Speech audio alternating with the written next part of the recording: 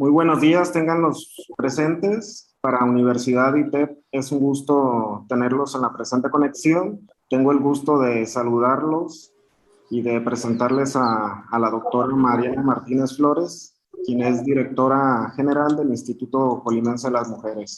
Bienvenida, doctora.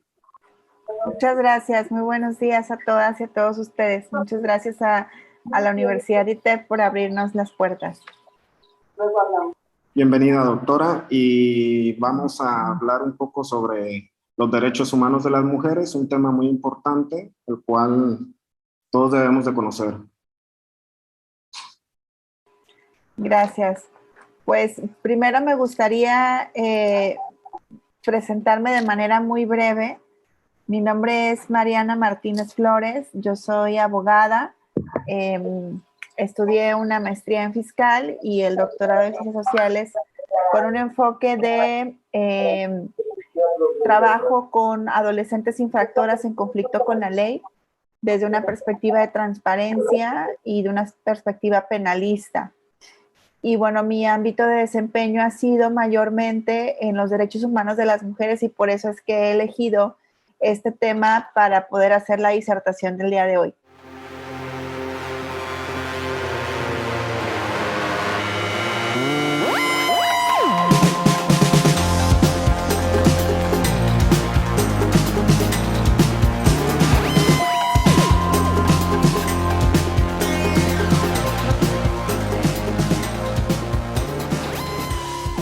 Cuando hablamos de derechos humanos de las mujeres, hablamos de una, digamos, de una ramificación de los derechos humanos en general. Y cuando hablamos de derechos humanos, hablamos de una parte importante de la ciencia jurídica y del derecho en general. Obviamente como una parte del derecho internacional. Más adelante vamos a ir viendo por qué del derecho internacional.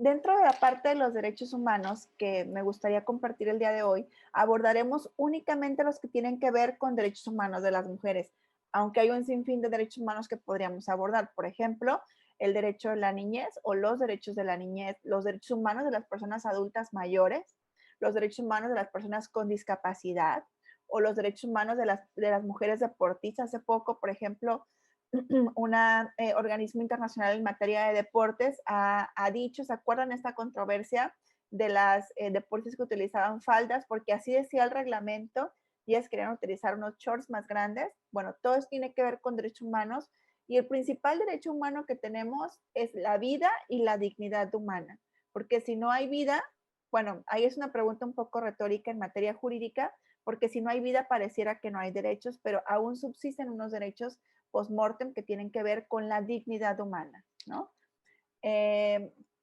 Bueno, quisiera darle clic. Esta sería la propuesta de orden del día, hacer una pequeña presentación de lo que va a ser la charla del día de hoy. El abordaje del temario sería en tres grandes tópicos. Uno es género, otro es derechos humanos y finalmente hablaremos de los derechos humanos de las mujeres. Le puse ahí preguntas y respuestas, aunque me encantaría que ya sea a través del chat o de manera presencial estemos interactuando y después haríamos un refuerzo de todo lo visto el día de hoy y finalmente un cierre, ¿no? Para hacer una pequeña presentación de este tema, obviamente hay tres personas en la sala de espera. Por aquí no sé, bueno, como cuatro, ¿no? Creo que las alcanzo a ver por alguna razón, no sé por qué. Pero me gustaría comentarles que para poder hablar de derechos humanos de las mujeres, tenemos que hablar de qué significa ser mujer o qué significa lo femenino o lo masculino.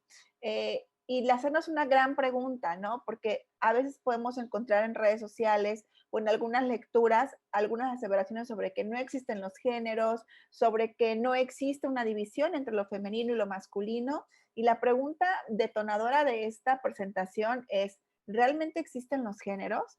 ¿Existe el género masculino? ¿Existe el género femenino? ¿Y qué se dice sobre ello?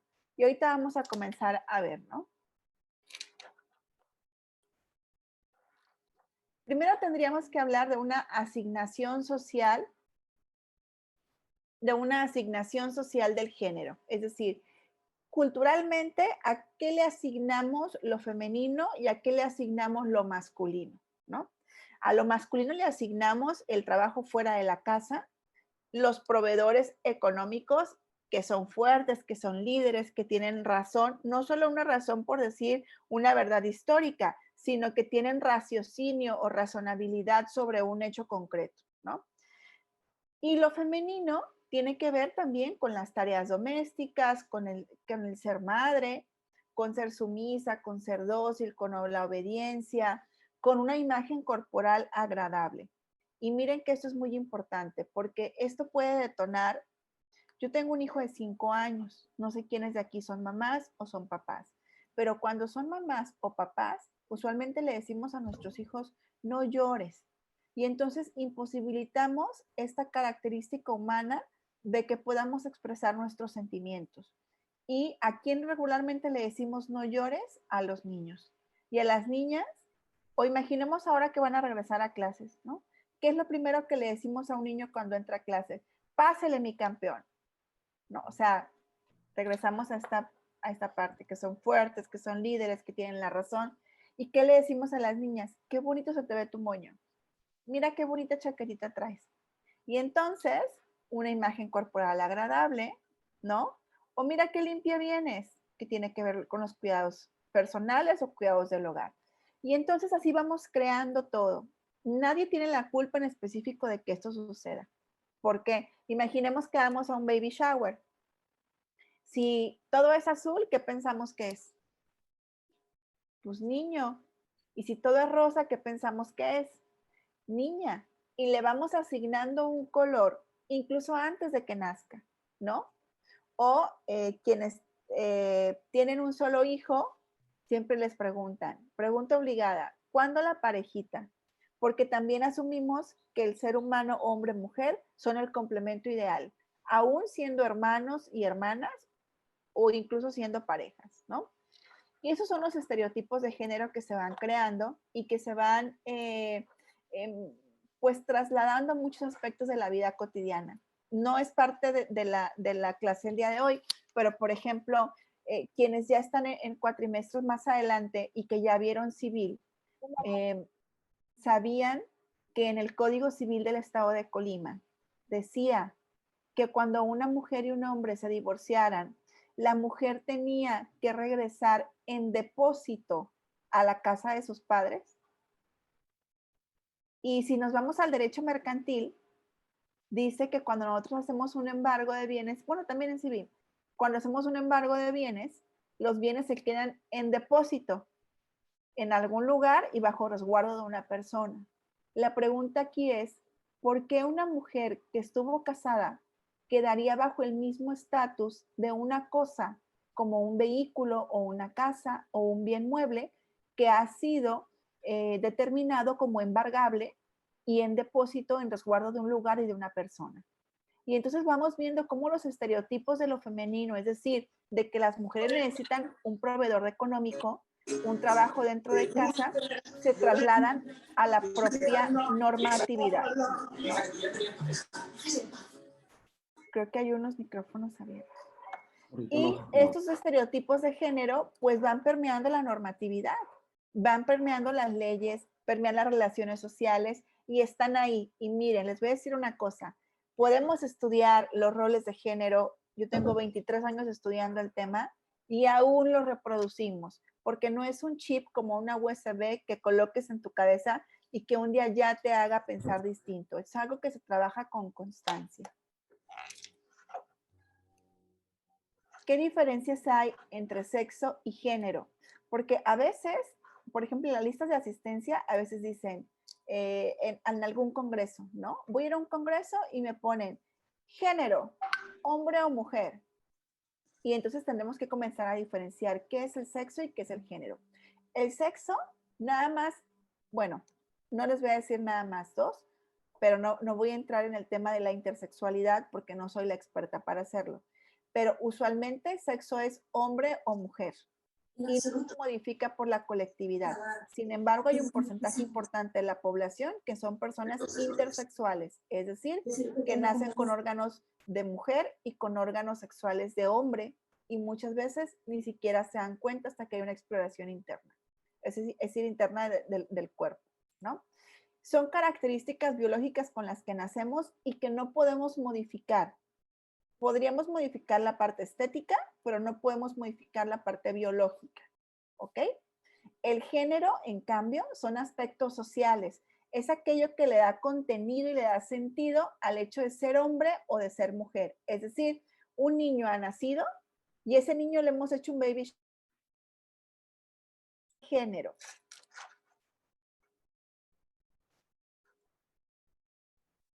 ¿Sí se escucha? Sí.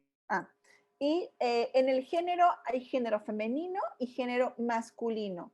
Y es un género que se va modificando por la colectividad. Y ustedes dirán, bueno, ¿por qué se modifica con la colectividad? Se modifica con la colectividad porque imaginemos que en el tiempo cuando vivieron nuestros abuelos y abuelas, una mujer, por ejemplo, no podría ir sola al jardín con su novio. Tenía que ir con un hermano o una hermana a quien usualmente le decían como chaperón, ¿no? O chaperona. Es decir, había una construcción de lo que significaba ser una mujer en una relación de pareja.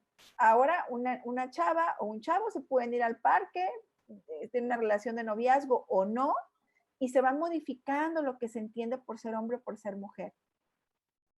Socialmente, lo que cada una de nosotras entendemos en lo particular y en lo intrínseco y en lo personal, eso es de cada una de nosotras. ¿Ok? Bueno, importantísimo hablar de la división sexual del trabajo, si esto es relevante o no. Miren, ahora que quienes acaban de elegir estudiar en la Universidad de ITEP o quienes están eligiendo o quienes ya eligieron una licenciatura, nos damos cuenta, por ejemplo, que las ingenierías, bueno, además tuvieron un boom después de la pandemia las ingenierías, ¿no? Como que nos dimos cuenta que las tecnologías de información no son el futuro, sino que son el presente. Pero mayormente están las matrículas asignadas mayormente a varones, ¿no? ¿Y cuáles son los trabajos que culturalmente asignamos a las mujeres? ¿No? ¿Dónde hay una mayor matrícula de mujeres? En enfermería, por ejemplo. Y ahí hay un dato bien curioso. ¿Sabían que la medicina nació con las monjas, con las religiosas? Y que fueron las religiosas las que haciendo sus labores de curaciones, tenían este conocimiento, pero que a lo largo del tiempo y al paso de la historia fueron desplazadas y quedaron en el ámbito de la enfermería. Pero las primeras doctoras en realidad de medicina fueron mujeres. Quienes iban descubriendo las curaciones eran las mujeres. Bueno, ¿cuáles son los trabajos que culturalmente le asignamos a los hombres? Carpintería, ¿no? Mecánica. Hace un tiempo, como parte de nuestra labor en el Instituto Colimense de las Mujeres, lanzamos un taller de mecánica básica. Duró 4 horas la convocatoria abierta, porque se llenaron todos los cupos de todos los talleres que lanzamos. ¿Y por qué es importante para las mujeres esto? Imaginen que vamos en la carretera, algo sucede y no sabemos cambiar una llanta. Y tiene que ver con nuestro derecho a la movilidad segura y libre, ¿no? Y además con el derecho al conocimiento, que es un derecho que todas y todos ustedes están ejerciendo en este momento, porque están siendo parte de una formación educativa. Y por tanto, es parte de este derecho al trabajo. No sé si alguien quisiera compartir algo. Veo a muchas personas conectadas. Si alguien quisiera compartir algo sobre qué ha encontrado en los roles de género en cuanto al trabajo. Por ejemplo, ¿alguien tiene alguna persona que le apoye? A ver, aquí estoy viendo. Uy, pero sí. Sí, ¿Yo? sí, adelante. Es que no Muy bien. alcanzo a ver tu nombre, pero adelante. Mi nombre es Valentín Vallejo. Hola, Valentín. A mí se me hace muy importante todo esto. Como comentario, muy mi opinión, muy personal mi opinión. pues aunque no traigamos el turbante aquí en la cabeza como en la India, pues definitivamente estamos en un país exageradamente machista. Y eso es algo que de entrada no creo que esté bien. Sin embargo, ahorita en lo que respecta a la división sexual del trabajo, pues obviamente sí es menos común ver por ejemplo, yo tengo talleres de herrería. No es muy común ver a una herrera, porque es trabajo físico exagerado, son cargar muchos kilos todos los días, estar dando vuelta a portones, a escaleras, instalando cosas muy pesadas. Y obviamente sí, físicamente, únicamente lo digo, físicamente, pues somos un poco más fuertes, tenemos más masa corporal que la mujer. Sin embargo, en el Salto Jalisco hay un taller de herrería que era de un señor, pues, y él no tuvo hijos, tuvo 7 hijas. El señor ya falleció hace muchos años y en ese taller sigue funcionando el taller completamente con las 7 hijas. Todas están casadas, pero no entran, es regla de ellas que no entra un hombre a trabajar en ese taller. Hasta las ayudantas, pues son muchachas. Y es algo, dentro de mi ramo, es algo espectacular y que llama la atención porque hacen unos trabajos de primera, ¿verdad? Entonces, hace 20 años que yo conozco ese taller y fue cuando me quedó claro, fue mucho antes de que yo empezara a oír en las noticias lo de la igualdad del género y todo eso, y me quedó muy claro que tenemos la misma capacidad para hacer lo mismo. Inclusive, tengo mi papá ahorita ya muy grande y necesita quien lo cuide, pero mi papá está muy grandote, está muy alto y está muy pesado y ya no camina. Entonces, pues mi mamá contrata a enfermeros, no enfermeras, porque lo tienen que levantar. Entonces, creo yo que si tuviéramos respeto y de veras respetáramos la igualdad de género, pues la sociedad sería mucho más cómoda para vivir.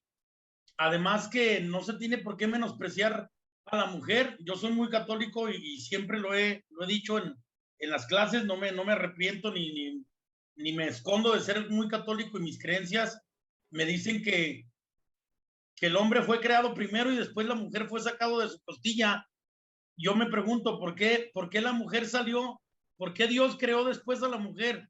Pues porque fue el culmen de su creación. Soy hijo de una madre, soy un padre de niñas, y para mí pues la mujer tiene una importancia exageradamente tanto en mi vida como en la sociedad. No podemos prescindir de la mujer.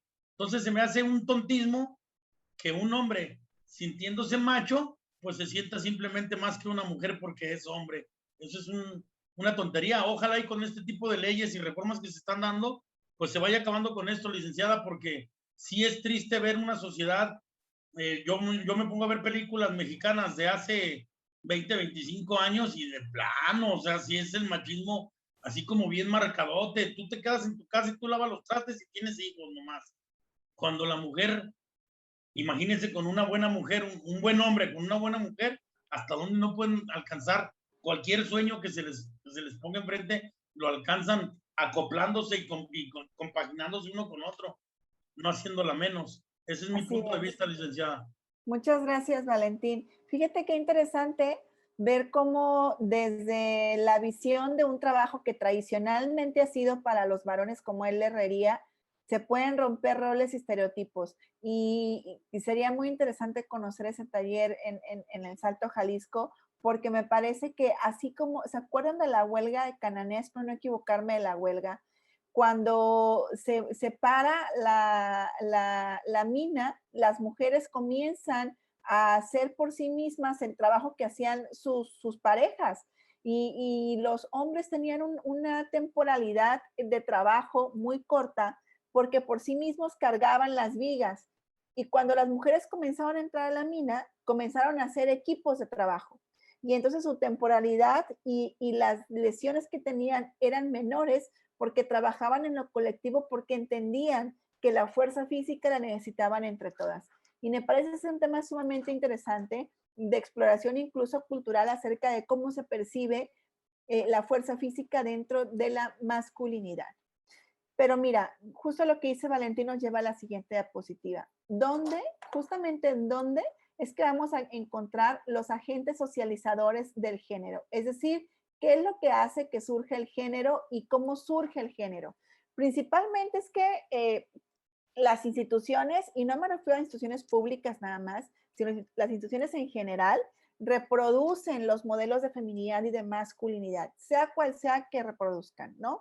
Hay una cultura tradicional del género y de división de los géneros en la familia, al interior de las familias, como muchas veces escuchaba en la mañana un podcast que se llama Voces Violetas, que recomiendo mucho, y donde decía una de las chicas, es que mi mamá, Cire se llama, decía, mi mamá, a los 12 años yo comencé a hacerme responsable del lavado de mi ropa, pero mi hermano tiene 27 años, sigue viviendo en casa materna y mi mamá le sigue lavando la ropa. Y entonces es un poco como la familia también, sin responsabilizar a la mamá, porque la mamá es parte de un constructo social, también reproduce estos roles y estereotipos de género. En la escuela misma comenzamos a hacer divisiones. Hagan una fila de niños y hagan una fila de niñas, ¿no? Vamos a poner a el bailable. Las niñas se visten de tal y los niños se visten de tal. Y comenzamos a dividir o comenzamos a hacer los roles y estereotipos de belleza. Vamos a hacer el Festival de la Reina Infantil y vamos a hacer en el preescolar a la niña que reúna más dinero. Y todo tiene que ver con los roles y estereotipos de género. Un mercado de trabajo que también, imaginemos que estamos viendo el periódico hoy, bueno, mañana domingo que sale más grande esa sección, y que estamos viendo el anuncio económico, ¿no? Y que el anuncio económico dice, se solicita señorita de buena presentación. Bueno, para empezar, tendríamos que comenzar a desestigmatizar y decir, ¿solicita un hombre o una mujer? ¿Y cuáles son las características de la buena presentación? ¿Qué quiere decir en lenguaje subyacente el término buena presentación? ¿No? Y luego hay modelos de comunicación que también utilizan un lenguaje sexista y modelos de comunicación que también tienen que ver con estos roles y estos estereotipos. Hay incluso, yo tengo una página, una fanpage en Facebook y subí una publicación hace poco que dice algo así, no le demos al patriarcado la jugosa oportunidad de vernos divididas. Les prometo que he tenido que bloquear como a 50 o 60 personas porque no son comentarios de crítica constructiva, sino son comentarios que rayan en la violencia y que, bueno, más adelante les hablaré de este tema de la violencia de género contra las mujeres. El lenguaje, hablar de un lenguaje inclusivo o incluyente, tiene que ver con un posicionamiento político de las mujeres, de hacernos visibles en una sociedad que culturalmente, aquí como dice, una cultura tradicional del género, nos ha hecho invisibles. Cuando dicen, bienvenidos todos, y ahí solamente, me ha tocado que haya solamente un hombre y quien presenta a todo el mundo dice bienvenidos, en vez de decir bienvenidas todas las personas. Y creo que esto tiene gran relevancia. ¿Cómo podemos hacer para comenzar a distinguir esto que ya en el momento de su intervención lo distinguía Valentín? Yo no sabía qué era, pero ya lo veía. Son los lentes de la perspectiva de género. Y me da mucho gusto ver conectada a Bárbara Mancera, que hace poco acaban de hacer una convocatoria, la primera convocatoria que tiene la 3 de 3 en los consejos ciudadanos de participación en materia de rendición de cuentas y sistemas estatales anticorrupción, porque ese es un enfoque de género. Ahí me da gusto ver conectada también a Susana Evangelista, que es la directora del Centro Universitario de Estudios de Género, a Laura Patricia Carvajal Berber, que es la directora de las mujeres de Villa de Álvarez. Este enfoque de género nos hace visualizar lo que está sucediendo. O diría una persona, Mariana, es que platico contigo y ya no puedo ver igual las cosas. Qué bueno, ojalá, esa es la idea, que no las veamos igual. Hay que desnaturalizar lo asignado socialmente. no es natural lo que se asigna socialmente. Hay que comprender también lo que está sucediendo en nuestro entorno y en nuestro alrededor. Miren, hay un tema que a mí me preocupa mucho, que son las desapariciones de las mujeres y las alertas Amber que se lanzan, ¿no? Estoy en un grupo de, bueno, no es un grupo, es una lista de difusión de WhatsApp, donde nos avisan cuando las chavitas han aparecido. Y siempre dicen sana y salva. Cuando hablamos del concepto de salud, también hablamos de la salud mental. Y si una mujer ha decidido salirse de su casa a los 11 años, es porque algo no está bien.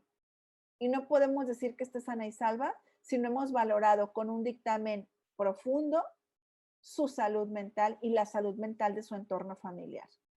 Hay que identificar las diferencias entre mujeres y hombres y hay que visibilizarlas.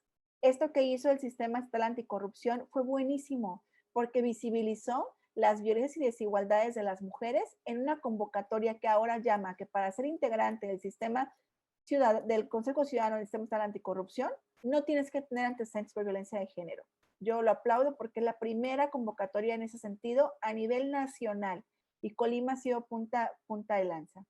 Las primeras investigaciones en salud y temas médicos y en las ciencias sociales que creen eran de mujeres, era lo que les decía de las religiosas, de las monjas, y esto claro que tiene que ver con el género y que tiene que ver con el feminismo. El género es una categoría que se construye todo el tiempo, que se va modificando, que se va edificando y por tanto la podemos ir edificando de una manera que no resulte desventajosa para las mujeres como cotidianamente es esta categoría del género, una categoría que coloca a las mujeres sobre las ventajas que tienen los varones, ¿no? Y tampoco debe significar un pleito con los varones, no lo es así y no debe entenderse nunca así, sino es apuntar las diferencias para hacer notar en esas diferencias las desigualdades que pueden existir entre mujeres y hombres y lo que esas desigualdades generan en la violencia de género contra las mujeres, que ahorita vamos a ver ese tema. ¿Cuáles son las violencias de género contra las mujeres? Tenemos diferentes tipos y modalidades de violencia. Para hablar de derechos humanos de las mujeres tenemos que entender qué es el género y tenemos que entender qué son las violencias de género contra las mujeres. Si no comprendemos qué son las violencias de género contra las mujeres, no vamos a poder comprender cuáles son los instrumentos internacionales que le dan sentido a la erradicación de la violencia, porque la mayoría de los instrumentos internacionales o las convenciones internacionales en materia de derechos humanos de las mujeres abordan dos aspectos. Uno tiene que ver con la igualdad y el otro tiene que ver con la erradicación de la violencia. Las violencias de género se dividen en tipos y en modalidades. Los tipos tienen que ver con el aspecto físico, es decir, con la acción misma, con lo que se hace. Y la modalidad tiene que ver con el entorno. Me explico brevemente. Hay violencia de tipo física, que la identificamos muy bien, que son las acciones que están en el cuerpo de las mujeres, que son los golpes, las lesiones por armas punzocortantes, por armas de fuego, la violencia de tipo psicológica, que es aquella, yo no estoy de acuerdo con la frase que dice que la violencia psicológica es invisible, porque es muy evidente cuando se da y es muy evidente una mujer que hay violencia psicológica, porque transforma de manera no propositiva su yo exterior. No hay mujer que haya violencia psicológica que no sea notorio que la está viviendo.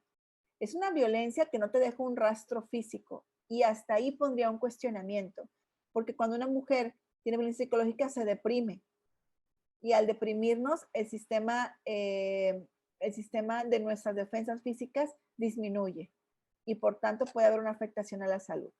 Por eso siempre se dice que la violencia de género contra las mujeres es un tema de salud pública. La violencia sexual, creo que la identificamos muy bien, en la que tiene que ver con la transgresión de la voluntad de la sexualidad de las mujeres, de la voluntad de la el no respeto a la libertad sexual de las mujeres, que son aspectos muy diferentes, que ahorita podemos abordar más adelante, o que seguramente se podrá abordar en alguna clase de derecho penal, donde tienen que ver los delitos en particular en agravio de la libertad y la seguridad sexual. Hay violencia patrimonial y violencia económica, que no es la misma. Miren, la patrimonial tiene que ver con los bienes y la económica tiene que ver con el acceso al dinero o a los medios inmediatos de la subsistencia. Antes de estar en el Instituto Colimense de las Mujeres, su servidora trabajaba en teníamos un despacho que todavía existe y una fundación que se llama Ius Género. Y les prometo que llegaban señoras de una condición económica alta que no tenían dinero para proveerse a sí mismas lo más básico del cuidado fisiológico de las mujeres, como es la menstruación. Es decir, no tenían dinero para poder comprar sus toallas sanitarias y tenían solo una tarjeta de débito o crédito que era supervisada por sus parejas. Es decir, no tenían acceso a la liquidez del dinero de la familia. Y llegaban a veces con unos vehículos que uno pensaría que tienen la vida económicamente resuelta, ¿no? En cuanto a las modalidades de la violencia, hay violencia institucional. Ayer tomábamos un taller con el INAI que se llamaba, que tenía que ver con la violencia digital como una modalidad de violencia de género contra las mujeres. Ahorita les voy a decir cómo se llamaba este taller, porque lo pueden buscar en la página de el INAI, porque quedó por ahí grabado y me parece muy importante. Se llama Estrategias desde la protección de datos para combatir la violencia de género en Internet. Y miren, decía la ponente, Matus, se apellida la ponente, decía, la falta de acción por parte de autoridades con poder regulatorio es violencia institucional. ¿Qué quiere decir este laberinto de palabras? Que la falta de legislación por parte de los y las legisladores en materia de violencia digital es violencia institucional. Es decir, la violencia institucional no es más que lo que está obligada la institución a hacer, que deja de hacer. Lo que yo estoy obligada a hacer y que no hago. Esa es la violencia institucional. La violencia en el ámbito familiar está contenida en la ley PAVI, que si nos alcanza el tiempo, que yo espero que sí, la vamos a ver aunque sea por encimita al final, porque me parece que es la primera ley en la que se aterrizan los derechos humanos de las mujeres en el estado de Colima. Y aprovechando que aquí está una de sus impulsoras, que es la maestra Evangelina Flores, que la vi conectada también. Y la violencia, bueno, la violencia familiar es importante decir algo, se da entre parientes consanguíneos, no consanguíneos, y entre parientes o familia de hecho y de derecho, que es un tema muy importante. Quienes fueron o han sido parejas son familias según la ley PAVI.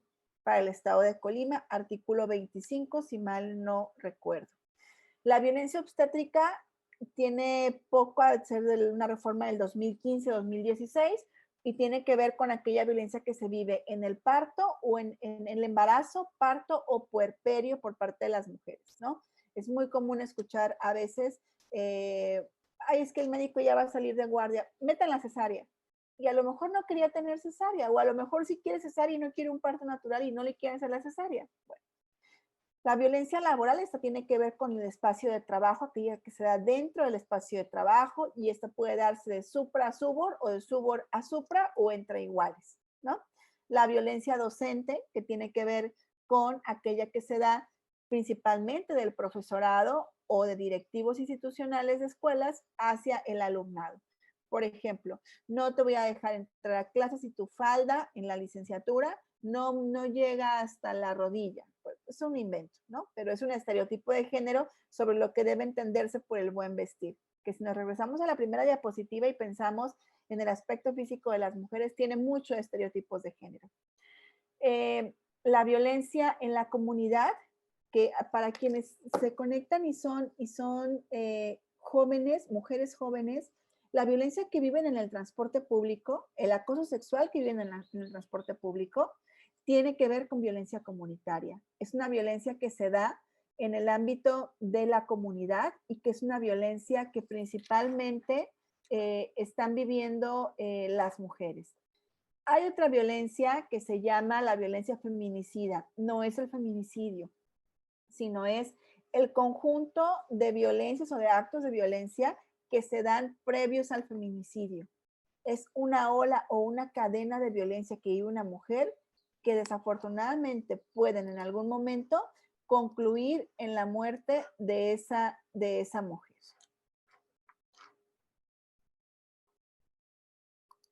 Déjenme ver. Estoy revisando el chat.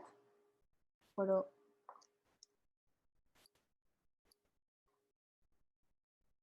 muchas gracias por sus comentarios.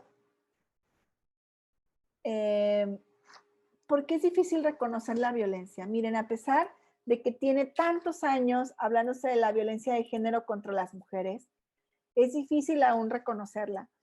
Ayer que teníamos el taller con el Instituto Nacional de Transparencia, con el INAI, todavía es difícil reconocer la violencia digital. Todavía es difícil que haya legislaciones en materia de violencia digital. No sé si alguien ubique el caso de Olimpia. Olimpia, esta chica activista que ha hecho la ley Olimpia, yo me quedé en 13 estados de la República. En Colima ya tenemos la ley Olimpia, hace falta adecuarla, pero tenemos ya la ley Olimpia. Con esto quiero decir que la posibilidad de reconocer la violencia contra las mujeres aún tiene frenos. Yo creo que todas y todos hemos visto en redes sociales, principalmente en Facebook, en Twitter, en Instagram, que alguien sube una fotografía o que si alguien hace algún comentario, no se llama hate, se llama violencia de género contra las mujeres.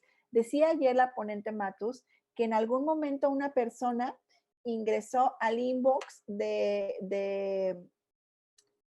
al inbox de Facebook, que a mí me dijo una amiga que se llama Liz de la Mora, que es experta en estos temas y fue titular de la Policía Cibernética en Colima, que de lo más inseguro que hay para tus redes sociales es el inbox de Facebook. Entonces yo casi nunca lo utilizo. Y decía esta ponente ayer, y lo corroboré ayer, porque Matus, la ponente Matus decía que una persona ingresa al inbox de Facebook de esta chava y decide bajar todo el historial de conversaciones de 10 años. En esos 10 años, obviamente, ella tuvo diferentes parejas y en una de esas parejas decidió compartir fotografías con fotografías íntimas. Eso no está mal. Lo que está mal es que esta persona que ingresó a sus redes comenzó a chantajearla y a extorsionarla y a pedirle dinero a cambio de no publicar las fotografías. Y aún así, y con que esto es muy común en todas partes de la República, aún así hay estados de la República que no reconocen esto como violencia digital y que no la reconocen y no la legislan. Por eso hablábamos de que la falta de legislación de quien tiene el poder de legislar es violencia institucional. Muchas veces se considera la violencia como un acto aislado dentro del espacio privado y no como un problema social. Díganme si no, quienes ya están estudiando derecho, si no tienen un ejemplo de alguien que ha ido a denunciar a la fiscalía y le digan, regrese esa señora, se va a arreglar con su esposo en unos días, no se preocupe. ¿No? Todo el mundo ubicamos a alguien que le dijeron, no pasa nada, regrésese. Yo en ese regrésese ubico una señora que se regresó. No es un caso que me tocó a mí, es un caso que me contó una abogada muy conocida en Colima que se llama Luz Fajardo. Y ya después fue la fiscalía a su casa por el cuerpo calcinado. Considerar la violencia como hechos aislados dentro del espacio privado y no como un problema social es uno de los grandes retos por vencer dentro de la visibilización de la violencia. Las personas afectadas muchas veces se responsabilizan a sí mismas de provocar los actos violentos. Les ha tocado escuchar que haya víctimas que digan, es que yo lo provoqué, es que es mi culpa, es que yo no debí decirle eso. No es culpa de ellas. La violencia nunca es culpa de quien la vive, sea un hombre o sea una mujer. Hablo en términos generales. La violencia nunca es culpa de quien la vive. Nunca, nunca, nunca. Existe una percepción por parte de las mujeres de que no hay respuesta social para apoyarlas. Y yo eso lo digo todo el tiempo. En los últimos feminicidios ocurridos en el estado de Colima, no hay una respuesta oficial por parte de la autoridad investigadora donde nos dé un estatus de en qué van las carpetas de investigación sin vulnerar el derecho a la secrecía de la investigación, ¿no?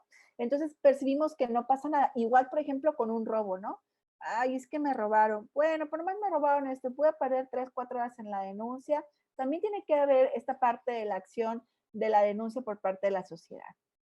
Las instituciones involucradas en la atención de la violencia carecen de sistemas de detección y de registros adecuados. Yo les invito a que revisen la página de internet, que es del Banco Estatal de Datos sobre Casos de Violencia contra las Mujeres del Estado de Colima, donde subimos informes mensuales sobre el comportamiento de la violencia en el Estado, tanto por municipio como por edad, y ahí pueden ver el registro y también verificar el subregistro de quienes no lo están llenando.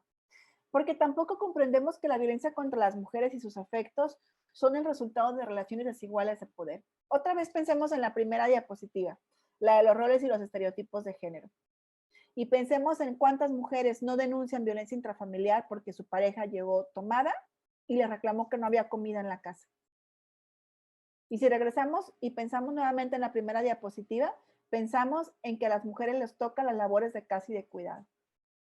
Claro que tiene que ver con las desigualdades y claro que tiene que ver con relaciones de poder y claro que tiene que ver con roles y estereotipos de género. Bueno, ¿y esto qué tiene que ver con los derechos humanos de las mujeres? Los derechos humanos de las mujeres han sido, a lo largo de todas sus olas y todas sus épocas, han sido los mecanismos a través de los cuales se pretende delinear el esquema mínimo de dignidad y seguridad sobre los cuales debe de vivir el ser humano en general. Esos son los derechos humanos. Los derechos humanos de las mujeres son los que atienden las desigualdades entre mujeres y hombres y les dan o nos dan a las mujeres un piso mínimo sobre el cual debemos subsistir con dignidad y con el respeto a nuestra vida. Si tienen alguna pregunta, también la pueden dejar por aquí a través del chat. Mira, aquí dice, Adlemi, espero pronunciar bien, Adlemi Santiago Ramírez. A las instituciones les hace falta mucha capacitación respecto al tema. Aquí nos apoyan esos temas la Guardia Nacional en Colima.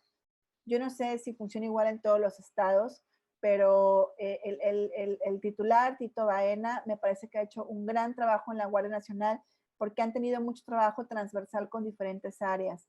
La verdad es que y la doctora Claudia Nava, también de Guardia Nacional, también ha hecho un gran trabajo. Mira, sí, claro, dice Adlemi Santiago, ayer me pasó a escuchar a una mujer violentada que le dijera eso al Ministerio Público de su comunidad. Es que es muy común. Y además hay mujeres que van y denuncian y lo único que piden es que en ese momento cese la violencia, pero que no le pase nada al generador de violencia. Y nosotras que vivimos otras realidades, decimos, es que no lo entiendo. Es que ¿por qué no hace algo más? Y también hay algo que a lo mejor pues no nos gusta, pero hay que también entender que tenemos diferentes, dice la teoría social y jurídica, los diferentes privilegios de las diferentes, no clases sociales como económicas, sino de los diferentes sectores de la sociedad. Hay quienes no estamos viviendo esa violencia que viven las mujeres de las comunidades, hay quienes la hemos vivido, hay quienes tal vez la van a vivir desafortunadamente, pero al final del día las mujeres, cada una y cada persona tiene un tope o un límite al cual llegar, ¿no? Los derechos humanos de las mujeres, los derechos humanos en general, perdón, son facultades. Esto es súper importante. Prerrogativas, intereses y bienes. Es decir, son 4 cosas. Facultades, prerrogativas, intereses y bienes, que pueden ser de diferente carácter. Civil, político, social, cultural, psíquico, personal e íntimo. Y ahí es donde entra la violencia digital de la que hablaba hace un momento, que posee el ser humano y que reconocen los instrumentos jurídicos nacionales e internacionales. Los derechos humanos no son distintos para mí que para mi compañera de al lado, no, son inherentes a cada persona, son imprescriptibles, es decir, no caducan, nos siguen a lo largo de la vida. Claro que si yo ya soy adulta, pues ya no me existen los derechos humanos de infancia, ¿verdad? pero no significa que los derechos humanos de infancia hayan dejado de existir. Significa que a mí ya no me aplican porque ya tengo casi 38 años, ¿no? Son derechos humanos que son universales e indivisibles. Es decir, no puedo decir, ay, tengo derechos humanos en la mañana y en la tarde ya no. O no, yo quiero someterme a la esclavitud. No importa lo que diga la convención. No, eso no se puede. Son interdependientes e integrales.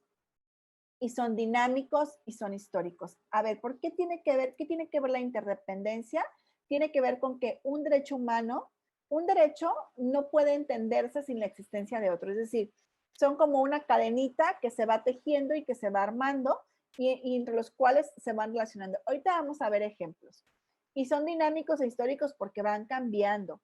Les pongo un ejemplo en temas de carácter político. Antes decíamos, el 70% de las curules tienen que ser de hombres y el 30% de mujeres. Luego no, que el 50 y 50.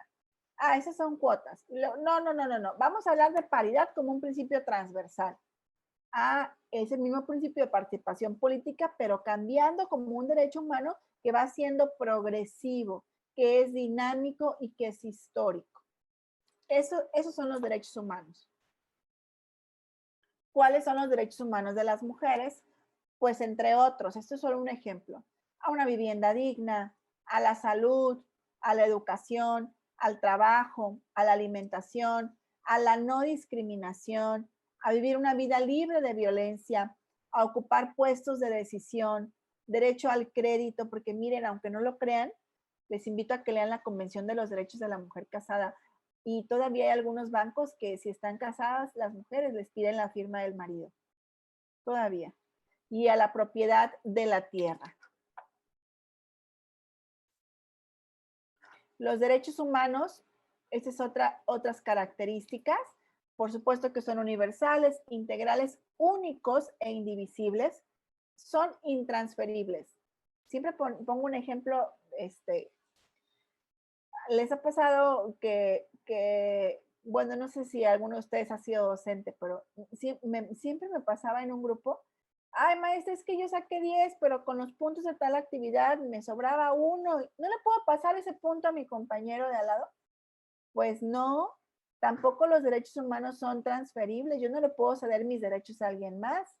Ojo, puedo ceder los frutos de los derechos, ¿verdad? Por ejemplo, si yo compro algo, estoy haciendo uso de mi derecho a la propiedad, pero los frutos sí los puedo ceder, pero mi derecho es imprescriptible, yo ahí tengo mi derecho toda la vida. No es que yo nunca quiero tener propiedades y quítenme ese derecho, no. Puedo enajenar mis bienes, que es distinto, es decir, los frutos de ese derecho.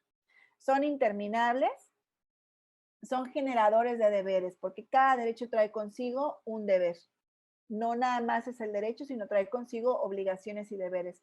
Son exigibles porque se los podemos pedir a la autoridad que los haga valer. Por ejemplo, podemos exigirle a la autoridad, ahora que está con COVID, necesito atención médica en un hospital y exijo atención médica en un hospital, ¿no? Ahora, por ejemplo, que esta tormenta tropical, que yo creo que ya es ciclón Nora, le exigimos a la autoridad que tengamos resguardos para que si la tormenta se pone muy fea en algunos lugares, la gente tenga, Dios quiera, a dónde irse, ¿no? Son dinámicos porque van cambiando, como ya lo decíamos hace un momentito. Bueno, y entonces, después de todo este breviario, de hablar de desigualdades entre mujeres y hombres, de hablar de roles y estereotipos, ¿por qué hablamos de los derechos humanos de las mujeres y qué quieren decir los derechos humanos de las mujeres? Hay 4 convenciones o 4 instrumentos internacionales normativos sobre los derechos humanos de las mujeres. Vamos a abordar todos, pero solamente 2. Bueno, no quiero decir que los otros 2 no sean importantes. Quiero decir que 2 son especialmente relevantes. Una que es, digamos, como el instrumento que sí o sí nos tenemos que saber independientemente de la rama del derecho que queramos ejercer en nuestra vida profesional, es la Declaración Universal de los Derechos Humanos de 1948. Y si revisamos la historia, veremos por qué sobre esa época se hace esta convención. La Convención sobre la Eliminación de todas las formas de discriminación contra la mujer, que la conocemos mejor como la CEDAW. La 4ª Conferencia Mundial sobre la Mujer, de 1995 y su plataforma de acción, que es la plataforma de Beijing, y la Comisión Interamericana para Prevenir, Sancionar y Erradicar la Violencia contra la Mujer, ese es del 94, que mejor se llama como Belém do Pará. Y fíjense, México la ratifica porque acuérdense que todos los instrumentos internacionales los tiene que ratificar el Senado de la República. México la ratifica 4 años después. Y déjenme decirles que la de los derechos laborales, alguien me corrige, pero se acaba de ratificar el año 2019, si mal no recuerdo. O sea, duramos décadas sin ratificar ese tratado internacional en materia laboral. Lo impulsó la senadora, la diputada federal Patricia Mercado. Bueno, brevemente, ¿qué es la Declaración Universal de los Derechos Humanos de 1948? Eso se centró en las cuestiones intersectoriales de la igualdad y el desarrollo y la paz. Las analizó desde una perspectiva de género, destacó los vínculos de importancia crucial entre el adelanto de la mujer y el progreso de la sociedad en su conjunto. Es decir, es importante que las mujeres avancen. ¿Se acuerdan de la huelga del 9 de marzo? Bueno, pues lo que representó en pérdidas económicas esa huelga equivale a 308 años de presupuesto para atender todas las alertas de género en el país. Nada más porque las mujeres dejamos de salir a la calle un día. Fíjense nada más la importancia. Reafirmó claramente esta convención que es necesario abordar los problemas de la sociedad desde una perspectiva de género y lograr así un desarrollo sostenible. La DUD, que también le dicen, recoge los derechos de carácter civil, político, social, económico y cultural, lo que antes se llamaban los DESCA. El derecho a la vida, a la libertad, el derecho de tránsito, el derecho a solicitar el asilo político, ¿sí? Ese no sé si ya llevaron derecho internacional, pero a solicitar asilo político, a la seguridad de las personas, a tener un nombre, una nacionalidad. Fíjense que es bien triste que a veces hay mujeres que viven tanta violencia que no registran a sus hijos e hijas, y nos ha tocado ver mujeres que tienen más de 5 hijos sin registrar y por tanto sin ir a la escuela, ¿verdad? El hombre y la mujer, dice, disfrutarán de iguales derechos en cuanto al matrimonio, durante el matrimonio y en caso de su disolución del matrimonio. Por supuesto que esta declaración no habla de las uniones de hecho que ahora tiene nuestra legislación, 1948. Derecho a la protección de la ley, a la presunción de inocencia. ¿Vieron el documental de Presunto Culpable? ¿Alguien lo vio? Este documental donde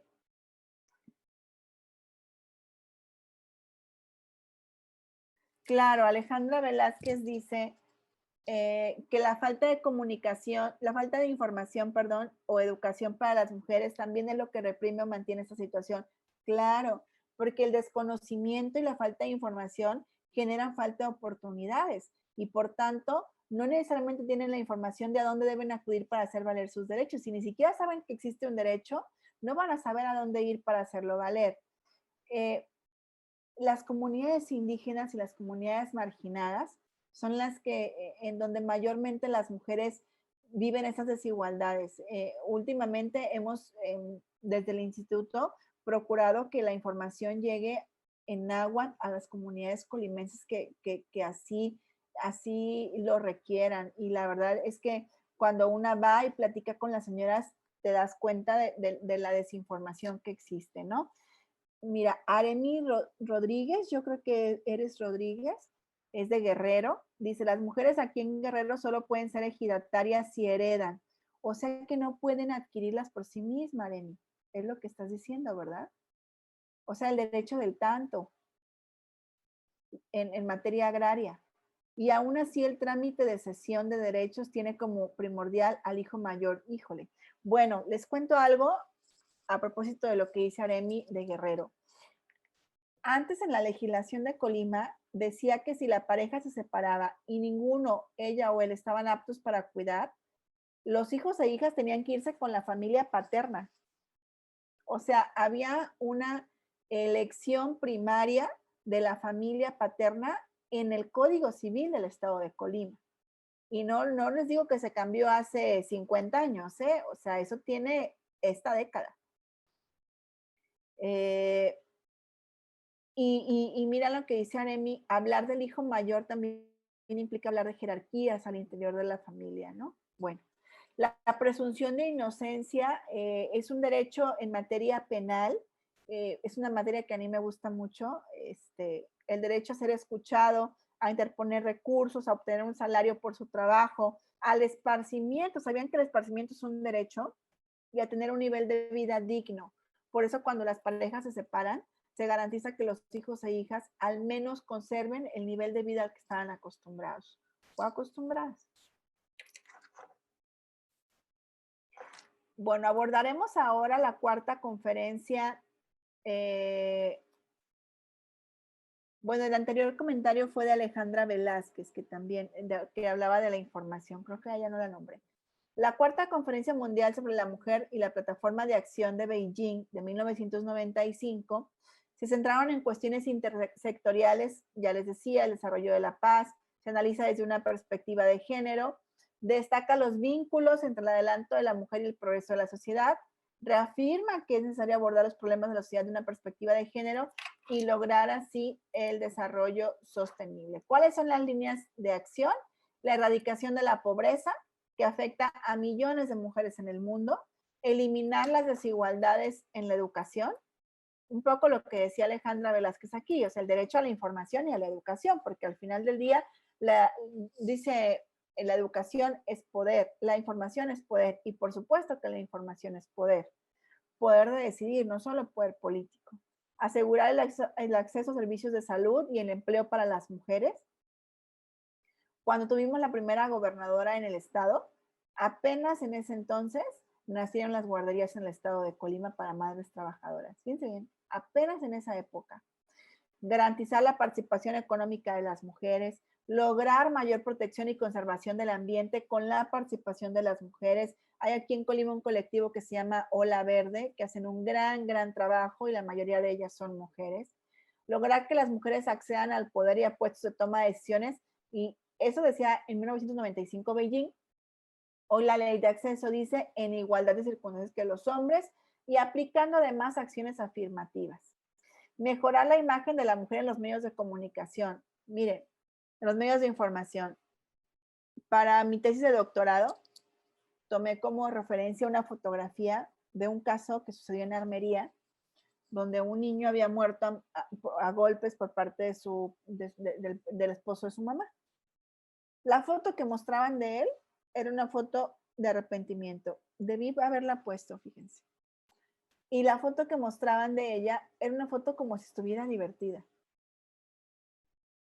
Por supuesto que ninguna de las dos era tan fidedigna, pues, ¿no? Pero es mitificar que las mujeres que están involucradas en un delito, que ya no supe, pero creo que había un tema de recurso de ella para resultar absuelta, porque quien lo había matado era el padrastro y no ella, que generan en la sociedad una imagen de la mujer que comete delitos. Esta plataforma de acción de Beijing, en su línea estratégica, también tiene que ver con la erradicación de la violencia contra las mujeres y con contrarrestar los efectos negativos de la guerra que producen las mujeres. Miren, mayormente las mujeres durante las guerras viven el desplazamiento o las agresiones sexuales. Hay un artículo, no recuerdo el nombre de la revista, pero esto que sufren las mujeres lo comenzaron a vivir quienes formaban parte de la guerrilla colombiana en aquel país. A los hombres les agredían sexualmente para en su imaginario quitarles su virilidad y así destruir los grupos combativos. Esto es un tema de mucho estudio para quienes estudien el derecho en tiempos de guerra.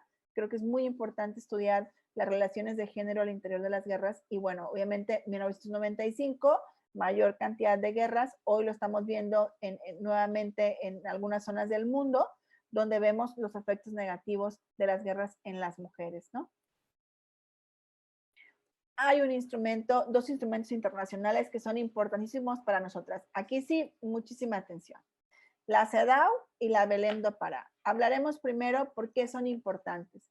porque reconocen la vida, la igualdad, la libertad, la dignidad. Fíjense bien, la dignidad humana como un derecho humano de las mujeres. Tienen una serie de derechos que nos tratan a todas por igual. Por ejemplo, la CEDAW establece los derechos en el campo de la educación, de la salud, la participación política, que miren, participación política no solo significa contender una elección de las que organiza el INE. Participación política es incluso ser la jefa de grupo en tu escuela. Participación política es participar. Perdón si escuchan a mi perrito, pero le da mucho miedo a la lluvia. Ya está viejito, tiene 14 años y está llorando. Participación política también es decidir en tu colonia si quieres o no que pinten una barda. Participación política es incidir en alguna toma de decisiones, en el empleo y en otros tantos derechos más.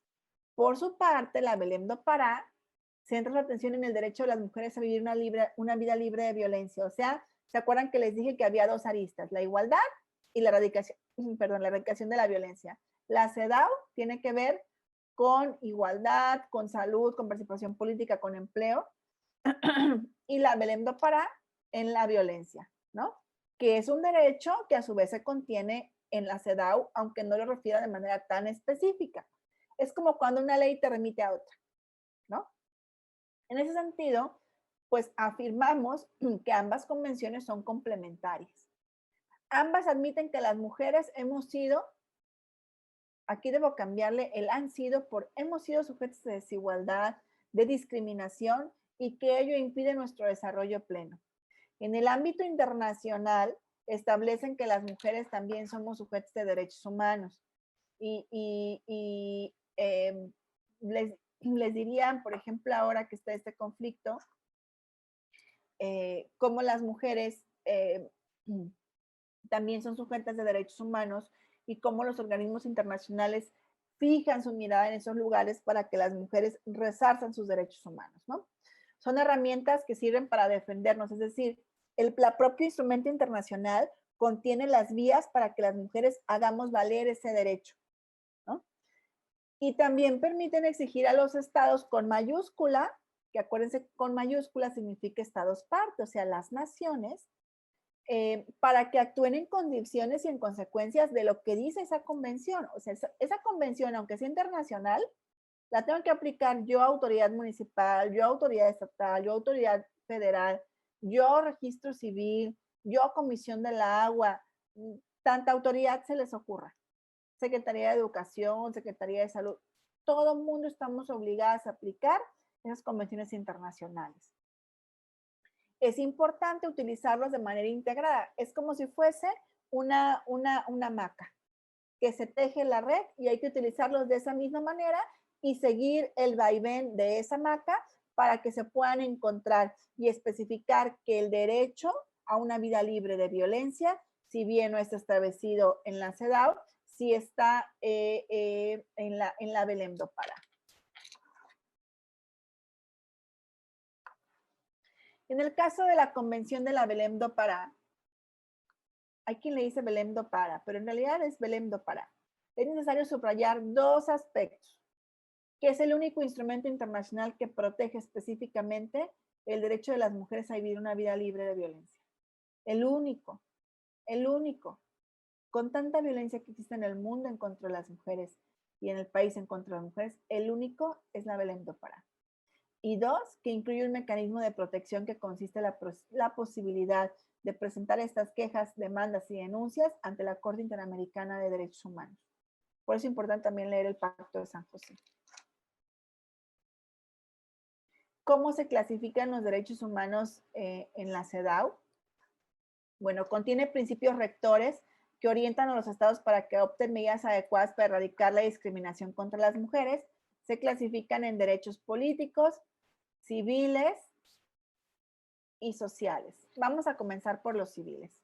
La Convención reconoce la capacidad jurídica de las mujeres en materias civiles como, fíjense, es que antes no podíamos, como lo decía, déjenme ver el nombre de la compañera de Guerrero, de Aremi. La Convención reconoce nuestra capacidad de firmar contratos civiles, de administrar bienes, de circular libremente y de elegir residencia. Antes no era así. Antes no éramos libres de firmar un contrato y de tener una propiedad. ¿Cuándo creen eso? No. Pregúntenle a sus abuelas que recuerden, no tienen propiedades o las tienen en copropiedad. Tiene que ir a firmar en la pareja. Entonces no es su propiedad por sí misma. ¿Me explico? Los derechos sociales que tienen que ver con la educación y el empleo protegen el acceso al estudio, a la orientación y a la capacitación laboral. Y miren, este artículo se tradujo en la Ley Federal del Trabajo, donde dice que todos los patrones, así dice en masculino, los patrones tienen obligación de adiestrar. Yo el término adiestrar no lo comparto mucho, pero tienen la obligación de capacitar a los y las empleadas. Y también el derecho al empleo como en las mismas igualdad de oportunidades entre mujeres y hombres. Todavía hay empresas e instituciones públicas donde mismo puesto, distinto salario. Todavía existe un 26% de brecha salarial en México. Por mismo puesto, mismas funciones, 26% de las mujeres ganan menos que los varones. Ya no sé a qué le piqué, aquí está. Derechos políticos. Esta convención destaca dos cosas, el derecho al voto y a ser electas. Miren, en Colima, bueno, a nivel nacional se emitió la normatividad para que pudiéramos votar, pero 3 años antes, Colima municipio lo tuvo. Nada más que, ¿qué creen? Tenían que preguntarle primero al padre de la parroquia más cercana su consejo para saber por quién votar. Es una historia muy interesante que está redactada en un libro del cual se me escapa en este momento su nombre, pero el derecho al voto no fue siempre tan libre para las mujeres, ¿no? Teníamos que ser orientadas, porque se asumía que no teníamos la posibilidad de razonar el voto. Y ahora, bueno, podemos ser electas en elecciones públicas, a formular políticas públicas gubernamentales, a ocupar cargos públicos, ejercer las funciones públicas y ojalá muchos de ustedes representen al gobierno de manera internacional. Promover el desarrollo de las mujeres en organizaciones no gubernamentales, que aquí veo conectadas a varias integrantes de organismos no gubernamentales, ¿no? Y con ello incidir en la vida pública y política del Estado mexicano. La Belém do Pará, miren, ojo con esto, único y primer instrumento a nivel mundial que establece la violencia contra las mujeres como una violación de los derechos humanos y libertades fundamentales. Por eso, ante una violación de este derecho, podemos ir ante la Comisión de Derechos Humanos del Estado de Colima y presentar una queja en agravio del funcionario o la funcionaria pública que no esté ejerciendo sus funciones resarcitorias, ¿no? Es una manifestación de las relaciones de poder históricamente desiguales entre mujeres y hombres. Así lo reconoce. Por eso comenzamos el día de hoy hablando de las desigualdades entre mujeres y hombres y hablando de los roles y de los estereotipos. Porque las convenciones dicen que si hay violencia de género es porque hay roles y estereotipos y hay desigualdades entre mujeres y hombres.